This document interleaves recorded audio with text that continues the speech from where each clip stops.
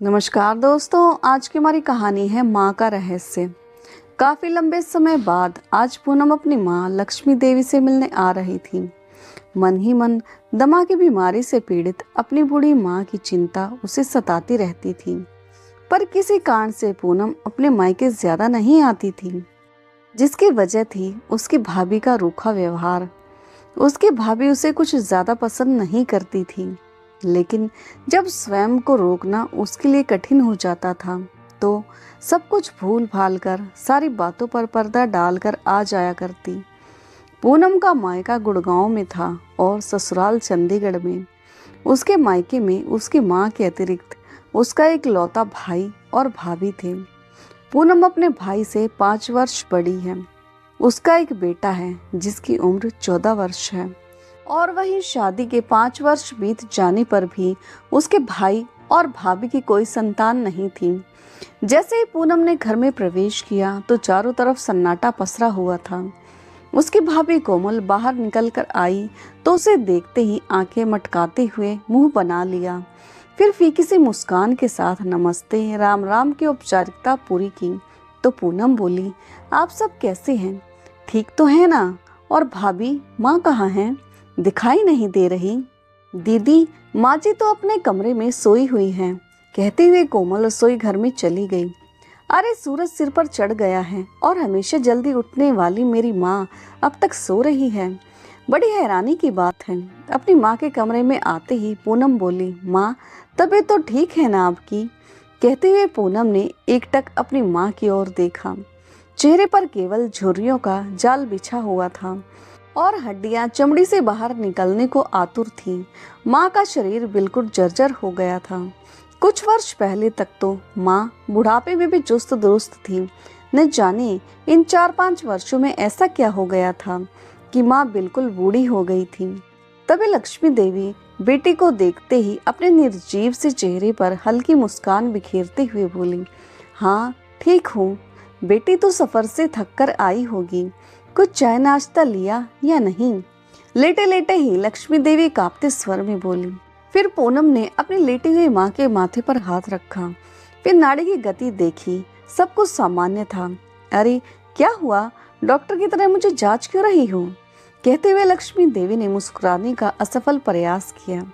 तभी पूनम अपनी माँ को देखते हुए चिंतित स्वर में बोली, माँ आपकी तबीयत कुछ ठीक नहीं लग रही मुझे। क्या बात है? बुढ़ापा है बिटिया, और क्या। अब इस उम्र में तो यह सब लगा ही रहता है। बेटे को आया देखकर लक्ष्मी देवी जैसे ही उठने लगी तो पूनम उन्हें बाजू से पकड़कर उठाने में मदद करने लगी। लेकिन जैसे ही उसने अपनी माँ को हाथ लगाया उसी समय लक्ष्मी देवी के मुंह से एक दर्द भरी चीख निकली और वह हाय हाय करके कराहने लगी। पूनम यह देखकर हैरान रह गई कि हाथ लगाने भर से ही उसकी माँ को दर्द कैसे हो सकता था। माँ के विरोध के बावजूद कारण जानने की इच्छा से उसने तुरंत अपनी माँ की बाजू से शॉल हटाई और गौर से देखा तो यह क्या, उसकी हैरानी का ठिकाना न रहा। पूरी बाजू पर नीले काले निशान पड़े हुए थे। ये कैसे हुआ माँ? पूनम ने चौंकते हुए कहा। तभी लक्ष्मी जी ने दरवाजे की तरफ चोर निगाहों से देखा। इससे पहले कि लक्ष्मी देवी कुछ बोलती, दरवाजे से कोमल चाय और बिस्किट लेकर कमरे में आई और तपाक से बोली, अरे कुछ नहीं दीदी, चलते चलते संतुलन बिगड़ गया था माँ जी का, इसलिए गिर गई थी। कहते हुए उसने लक्ष्मी देवी की बाजू को शॉल से दोबारा ढक दिया और फिर ऐसी दबी हुई नजरों से देखा कि लक्ष्मी देवी की रूह तक कांप गई। अपनी भाभी के जवाब पर पूनम उसे प्रश्नवाचक निगाह से देखने लगी। इस बात पर यकीन कर पाना उसके लिए मुमकिन न था, लेकिन फिर बोली, कोई दवाई या मलहम नहीं लिया क्या? हाँ बेटी, तेरे भाई ने दवाइयाँ लाकर दी थी, अब दर्द में भी आराम है। ये बातें अभी चल ही रही थी कि पूनम का भाई रौनक कमरे के अंदर आया। फिर पूनम ने उसे देखते ही पूछा, भाई माँ को इतनी चोट आई है, डॉक्टर को क्यों नहीं दिखाया? इससे पहले कि उसका भाई रौनक कुछ बोलता, इस बात का जवाब भी कोमल ने दे दिया और बोली, दीदी हम लोगों के पास इतना पैसा नहीं है कि छोटे मोटे चोट के लिए माँ जी को डॉक्टर के पास लेकर जाते रहें। नोटों की बोरियां तो आपके ससुराल में ही भरी पड़ी हैं, मायके में नहीं। हमें अपना घर का खर्च भी देखना होता है और ऊपर से आए दिन कोई ना कोई मेहमान भी आया रहता है। आप लोगों का क्या है, सास ससुर की पेंशन आ रही है, पति की सरकारी नौकरी है और 4-5 सालों में आपके बेटे की भी अच्छी खासी नौकरी लग ही जाएगी। भाभी की यह बातें सुनते ही पूनम का मन कड़वाहट से भर गया। चाय की प्याली उसके हाथ में थी, लेकिन अब उसे पीना भी जहर पीने बराबर लग रहा था। पर बोलते भी तो क्या, पूनम का दिल तो बहुत करता था कि अपनी माँ को अपने साथ रखे, लेकिन उसकी भी अपनी एक मजबूरी थी। उसका परिवार एक संयुक्त परिवार था, जहाँ उसके सास ससुर भी उन लोगों के साथ ही रहते थे और जहाँ केवल 2 ही कमरे थे। एक कमरा तो पूनम और उसके पति का था, तो दूसरे कमरे में उसके सास ससुर रहा करते थे। उसके बेटे को पढ़ाई करने के लिए भी मजबूरन हॉल में ही बैठना पड़ता था और चंडीगढ़ जैसे शहर में बड़ा सा मकान लेना कोई खालाजी का बाड़ा तो है नहीं। अब ऐसे में वह अपनी माँ को कहाँ रखती, कहीं अपनी ससुराल में ही कलह कलेशना शुरू हो जाए। यह सोचकर वह चुप कर जाती थी। वह भी मजबूर थी। पूनम ने बड़ी मुश्किल से 2 घंटे वहां बिताए और जितनी भी देर अपनी माँ के पास बैठी, उसकी भाभी की नजर बराबर उन दोनों पर बनी हुई थी। पूनम ने भी महसूस किया कि घर में कुछ भयंकर गड़बड़ चल रही है और माँ इतनी मजबूर हो चुकी है कि मुंह खोलने से भी डर रही है। भरी आंखों से जब पूनम अपने घर वापस जाने को उठ खड़ी हुई, तो उसका भाई बोला, चलिए दीदी, मैं आपको गाड़ी से छोड़ देता हूँ। और घर से बाहर निकलकर उसने कार स्टार्ट कर ली। उस समय उसकी भाभी कोमल रसोई घर के दरवाजे पर चौखट का सहारा लिए खड़ी थी। जैसे ही पूनम दरवाजे तक पहुंची, तभी पीछे से उसकी भाभी कोमल के बुनबुनाने की आवाज कानों में सुनाई पड़ी। मेहमान हैं तो मेहमान ही बनकर रहिए, ज्यादा दखल देने की कोई जरूरत नहीं है हमारे घर में। अपमान का कड़वा घूंट पीकर पूनम डबडबाती हुई आंखें लिए घर से बाहर निकल आई। गुड़गांव से चंडीगढ़ के सफर में दोनों भाई बहन कुछ समय तो बिल्कुल चुप रहे। फिर कुछ झिझक कर पूनम बोली, भाई कहो तो एक बात पूछूं? जब माँ को चोट आई थी तो क्या उस समय तुम घर पर ही थे? नहीं, नहीं तो लेकिन आपने ऐसा क्यों पूछा? भाई मुझे नहीं लगता कि माँ को वह चोट गिरने से लगी है। लेकिन दीदी, मैंने माँ से पूछा कि आखिर हुआ क्या था, लेकिन माँ ने केवल इतना ही कहा कि वह गिर गई थी, इस कारण चोट आई है। लेकिन मुझे शक है कि बात कुछ और ही है और माँ किसी डर के कारण कुछ भी बताने से घबरा रही हैं।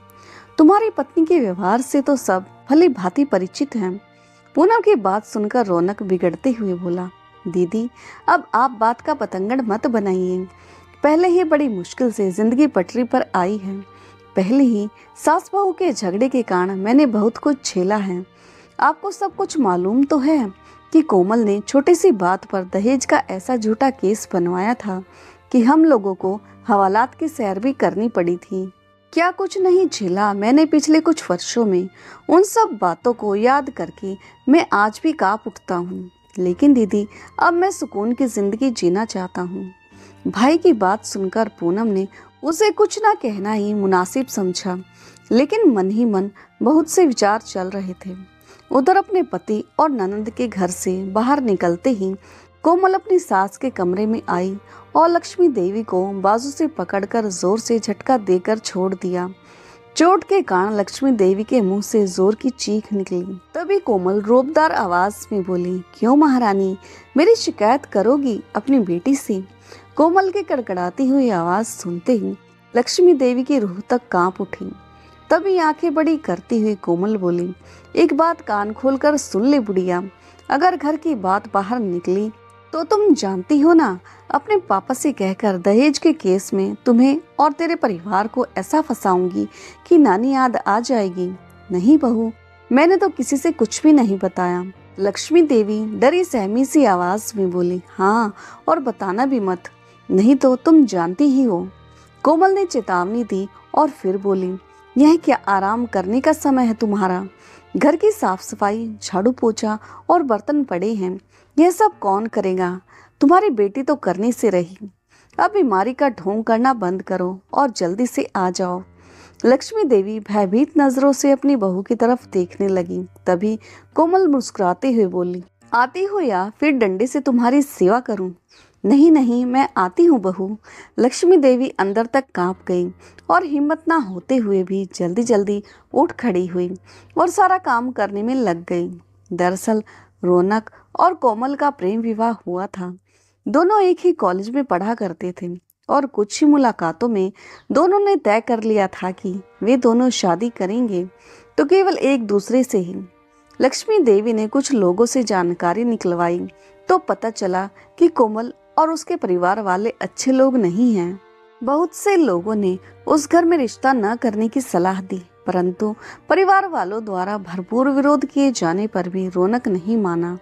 उधर कोमल ने भी जिद ठान ली कि वह शादी करेगी तो केवल रौनक से ही। आखिरकार परिवार वालों को उनकी जिद के आगे झुकना ही पड़ा और कोमल इस घर में बहू बनकर आ ही गई। रौनक चाहता था कि उसकी शादी के बाद उसकी माँ को पूरा आराम मिले और उसकी पत्नी घर का सारा काम संभाले, लेकिन कोमल को ना तो घर के काम करना पसंद था और ना ही घर में रहना। कुछ समय तक तो वह संस्कारी और आदर्शवादी बहू होने का दिखावा करती रही, लेकिन धीरे धीरे उसने अपना रंग दिखाना शुरू कर दिया था। अब तो आए दिन पार्टियों में जाना और फिजूल का खर्चा करना उसकी आदत बन गई थी। अक्सर रौनक के काम पर जाने के बाद वह घूमने फिरने निकल जाया करती थी और सारा काम लक्ष्मी देवी को संभालने को दे देती और शाम तक ही घर वापस लौटकर आती थी। और जब भी घर पर आती तब भी कोई जिम्मेदारी नहीं संभालती थी। लक्ष्मी देवी जब इस बात के लिए अपनी बहू को समझाने की कोशिश करती तो कोमल उल्टा उन पर ही बरस पड़ती और जब उन्होंने अपने बेटे को बहू की शिकायत की तो उन दोनों में ऐसा झगड़ा हुआ कि क्रोध की अधिकता में रौनक ने अपनी पत्नी के मुंह पर 2-4 तमाचे जड़ दिए। फिर तो घर में जैसे महाभारत ही छिड़ गई और बात यहाँ तक पहुँच गई कि रौनक और उसकी माँ को सबक सिखाने के लिए कोमल ने अपने पिता से कहकर उन पर झूठा केस तक करवा दिया था। कोमल के पिता पुलिस में एक बड़े अधिकारी के पद पर थे। बस फिर क्या था, दहेज की मांग, घरेलू हिंसा और मारपीट के अंतर्गत माँ और बेटे को ऐसी ऐसी धाराओं में लपेटा गया जिसमें पुलिस रिमांड भी बनता था। ढेरों पैसा खर्च करने के बाद भी कुछ नहीं हुआ तो आपसी रजामंदी से ही मामला संभालना पड़ा और उसके बाद तो कोमल का उस घर में एक छत्र राज हो गया। लक्ष्मी देवी के मन में अपनी बहू के प्रति ऐसा डर बैठ गया कि उसके किए गए अत्याचारों का भी वह कोई जवाब न दे पाती थी और ना ही किसी से शिकायत करती थी। अपनी बहन पूनम को उसके घर छोड़ने के बाद जब शाम तक रौनक घर पहुंचा तो उस समय कोमल घर पर नहीं थी, शायद बाजार गई है। यह सोचकर रौनक माँ के कमरे में चला गया। अंदर जाकर देखा तो माँ अपने बिस्तर पर निढाल सी पड़ी हुई थी, अपनी बहन की बातें रह रहकर उसके दिमाग को झंझोर रही थी। रौनक ने कमरे में यहाँ वहाँ देखा, फिर 1-2 मिनट सोचने रहने के बाद उसने माँ के बिस्तर के पास रखी छोटी अलमारी खोली तो उसमें एक डायरी रखी हुई थी। दरअसल लक्ष्मी देवी जी को बचपन से ही डायरी लिखने का बहुत शौक था। वह अपनी जिंदगी की हर छोटी बड़ी घटना डायरी में लिखा करती थी। इस बात का तो रौनक को भी पता था, लेकिन उसे यह नहीं पता था कि उसकी माँ डायरी में क्या लिखा करती थी। रौनक ने वह डायरी निकाली और समय न गवाते हुए खोलकर देखी तो पहले पन्ने पर लिखा हुआ था, मेरे जीवन का सफर। अपनी माँ के जीवन की बहुत सी खट्टी मीठी यादों के बारे में पढ़कर रौनक मुस्कुराने लगा। फिर अपना जिक्र देखकर वह और भी अधिक खुश हुआ। आज मेरे बेटे रौनक की शादी का दिन है, लेकिन उसके बाद पढ़ने लगा तो उसकी आंखों से आंसू बहने लगे। आगे आने वाले पन्नों पर लक्ष्मी जी ने बहू द्वारा उन पर किए गए हर एक अत्याचार का उल्लेख किया हुआ था, जिसे सुनकर और देखकर रौनक की रूह कांप उठी और उसके रोंगटे खड़े हो गए और आंखों से अश्रुधारा बहने लगी। आज बहू ने मेरे सिर पर डंडे से वार किया, मेरे मुंह पर गर्म चाय दे मारी, मेरे बाल नोच डाले। हे भगवान, हमें बचा लो इस अत्याचारी बहू के चंगुल से। रौनक यह सब पढ़कर स्तब्ध सा रह गया और अपने कमरे में आकर डायरी को सीने से लगाकर खूब रोया। उसके दिल को किसी भी तरह से चैन नहीं मिल पा रहा था। जिस माँ से वह इतना प्यार करता था, उस माँ ने उसके कारण इतने अत्याचार सही हैं, यह सोच सोच कर ही उसके रोंगटे खड़े हो गए थे। उसके दिल के टुकड़े टुकड़े हो चुके थे। सोचने लगा, सुबह से लेकर रात तक मैं अपने काम में इतना व्यस्त रहता था कि मुझे मालूम ही नहीं पड़ा कि यह जालिम औरत मेरी माँ के साथ इतना बुरा व्यवहार कर रही है। तभी बाहर से गेट खुलने की आवाज़ आई। कोमल के आने की आहट सुनकर उसने डायरी को छिपा लिया और फिर अपने आंसू साफ करके जैसे तैसे स्वयं को संयत किया। उसका एक दिल तो किया कि अभी जाकर इस औरत का गला दबा दूं, लेकिन उसने समझदारी से काम लेना ही उचित समझा। अगले दिन काम पर जाने के लिए जब रौनक बाहर निकला तो उसने सबसे पहले अपनी बहन को फोन किया और रोते हुए माँ की डायरी में लिखी हर एक बात का हाल सुना डाला। यह सब सुनकर पूनम की आंखों में खून उतर आया। वह स्वयं को संभाल नहीं पा रही थी। उसके हाथ से रिसीवर छूटकर नीचे गिर गया और वह धम से जमीन पर बैठ गई। पूनम के बेटे कार्तिक ने जब अपनी माँ की यह हालत देखी तो हैरान रह गया। माँ, आखिर हुआ क्या है? 14 वर्ष के कार्तिक ने कारण जानने के उद्देश्य से पूछा, लेकिन पूनम तो खुद को कुछ कहने की हालत में नहीं पा रही थी।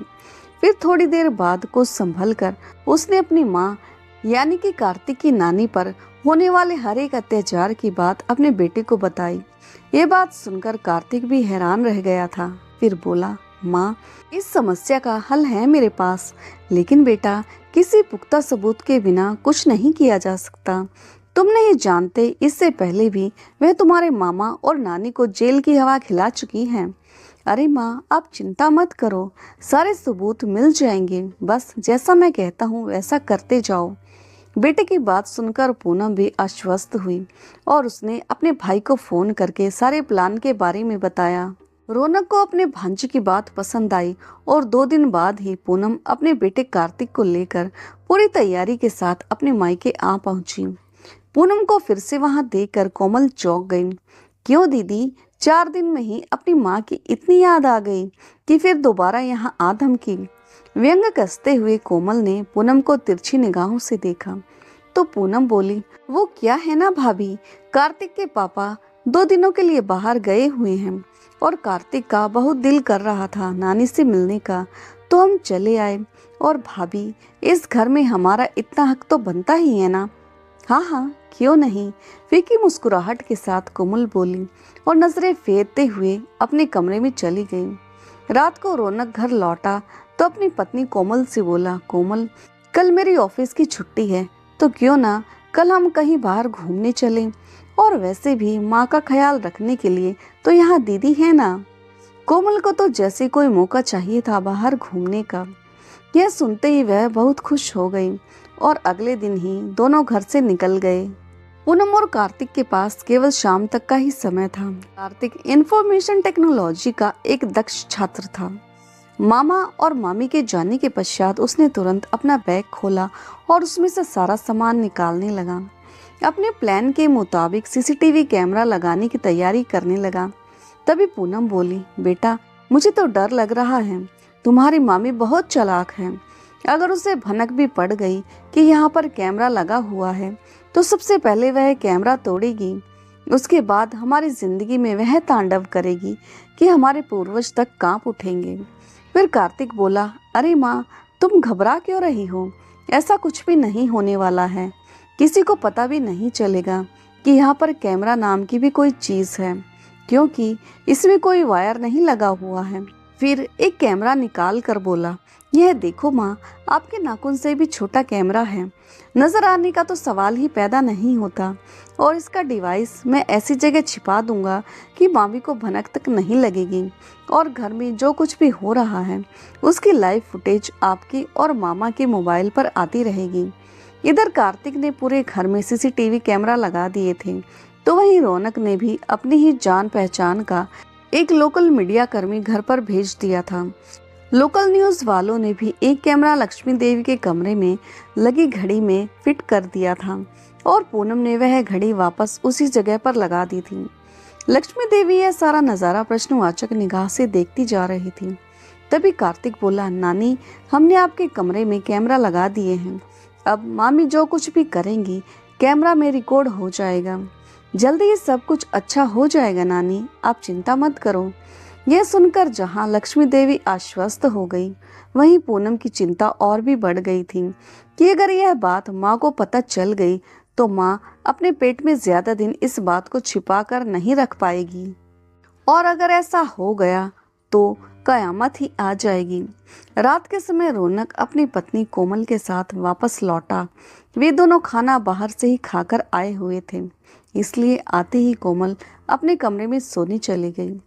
पूनम भी खाना बनाकर सबको खिला चुकी थी। आज बहुत समय बाद लक्ष्मी देवी को सुकून से खाना खाने को मिल रहा था। फिर रौनक कार्तिक के पास आया और धीमी आवाज में बोला, काम हुआ या नहीं? तो कार्तिक ने मुस्कुराते हुए कहा, जी मामा जी, सारा काम अच्छे से हो गया है। बस आप मोबाइल में फुटेज पर नजर बनाए रखना। जैसे ही कुछ गड़बड़ होने लगेगी तुरंत पुलिस को फोन कर देना। अगले दिन सुबह सुबह रौनक अपनी बहन को चंडीगढ़ छोड़ने चला गया।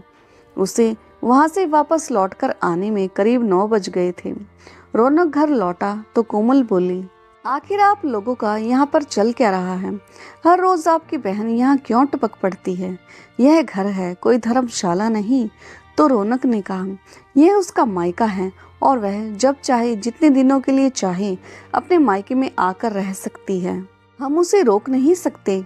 ऐसा कहते हुए रौनक अपने कमरे में चला गया और अलमारी खोलकर कुछ ढूंढने लगा। तभी कोमल भी पीछे पीछे आ गई और ऊंची आवाज में बोली, हाँ हाँ क्यों नहीं, और तुम नौकरों की तरह उनकी सेवा चाकरी में लगे रहोगे।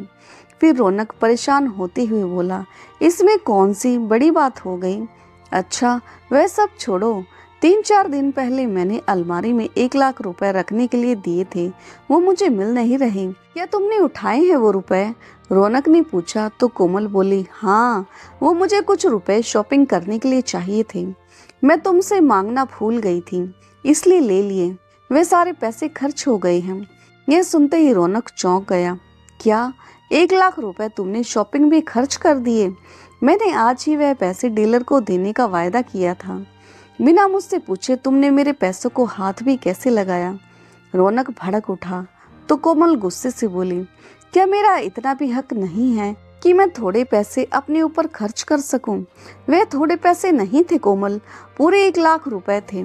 तुम तो ऐसे कह रही हो जैसे कोई मामूली सी रकम हो। कहते हुए रौनक का चेहरा गुस्से से लाल हो गया और बिना नाश्ता किए ही वह अपने ऑफिस के लिए चला गया। इधर लक्ष्मी देवी अपने कमरे में बैठी हुई थी। बेटा बहू की लड़ाई सुनकर चिंतित हो रही थी। थोड़ी देर में कोमल लक्ष्मी देवी के लिए 2 जली भुनी सी रोटियां नाश्ते के नाम पर लेकर आ गई और उनके सामने पटकती हुई बोली, जल्दी से खाओ और काम करने के लिए तैयार हो जाओ।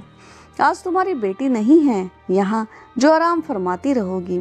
तभी लक्ष्मी देवी बोली, बहू मेरी तबीयत कुछ ठीक नहीं लग रही, आज मुझसे यह झाड़ू पोछे का काम नहीं हो पाएगा। इतना कहने की ही देर थी कि कोमल, जो पहले ही झगड़े के कारण गुस्से से भड़की हुई थी, लक्ष्मी देवी पर कयामत बनकर टूट पड़ी। अच्छा अभी आपकी तबीयत ठीक करती हूँ, इसमें कौन सी बड़ी बात है? उसने एक लंबी सांस लेते हुए नाश्ते की प्लेट उठाकर एक तरफ फेंकी और फिर उन्हें बालों से पकड़कर खींचते हुए जमीन पर दे पटका और फिर रसोई से लेकर बेलन आ गई।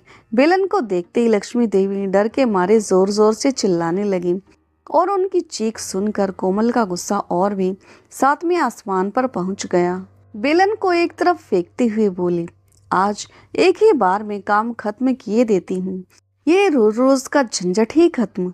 ऐसा कहते हुए अपना दुपट्टा गले से निकालकर लक्ष्मी देवी के गर्दन के चारों ओर लपेटने लगी।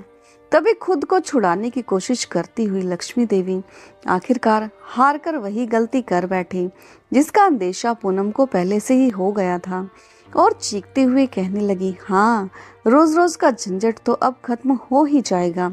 तेरी हर बात हर करतूत कैमरे में रिकॉर्ड हो रही है। जितना जुल्म कर सकती है कर ले, अब तेरे पाप का घड़ा भर चुका है। लक्ष्मी देवी के इतना कहने पर कोमल की आंखें फटी की फटी रह गई। क्या कहा तुमने? कैमरा? हाँ कैमरा, अब तू बच नहीं सकती। सारे सबूत तेरे खिलाफ इकट्ठे हो रहे हैं। कहाँ है कैमरा? गले पर दबाव बढ़ाती हुई कोमल हड़बड़ाती हुई बोली।